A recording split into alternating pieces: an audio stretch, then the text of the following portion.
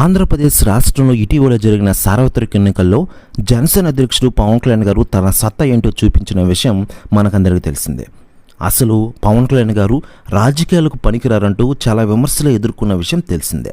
2019 ఎన్నికల తర్వాత నుంచి 2024 ఎన్నికలకు వరకు ఎంతోమంది విమర్శించారు.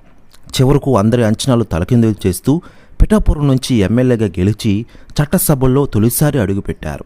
టీడీపీ, జనసేన, బీజేపీ కూటమి ప్రభుత్వం అధికారంలోకి రావడంతో పవన్ కళ్యాణ్ డిప్యూటీ సీఎం హోదాలో గ్రామీణాభివృద్ధి, పంచాయతీరాజ్ శాఖ మంత్రిగా బాధ్యతలు చేపట్టారు. ఆయన మంత్రిగా పదవీ బాధ్యతలు తీసుకుని నెల రోజులు పూర్తి కాకుండానే పాలన తనదే మార్కు చూపిస్తున్న చర్చ జోరుగా కొనసాగుతున్న విషయం మనకందరికీ తెలిసిందే. ఇక ఇదిలా ఉండగా పవన్ కళ్యాణ్ గారి పాలన గురించి రాజకీయ నాయకులు స్పందిస్తూ ఉన్నారు. తాజాగా తెలంగాణ మాజీ మంత్రి కేటీఆర్ గారు స్పందించారట. ఆయన మాట్లాడుతూ, ఆంధ్రప్రదేశ్ రాష్ట్రంలో వైఎస్ఆర్సీపీ ప్రభుత్వం ఓడిపోవడం నాకు ఆశ్చర్యాన్ని కలిగించింది.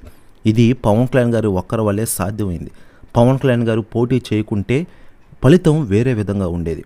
ప్రస్తుతం ఆంధ్రప్రదేశ్లో పవన్ కళ్యాణ్ గారి మార్క్ రాజకీయ పాలన కొనసాగుతోంది అంటున్నారట కేటీఆర్ గారు.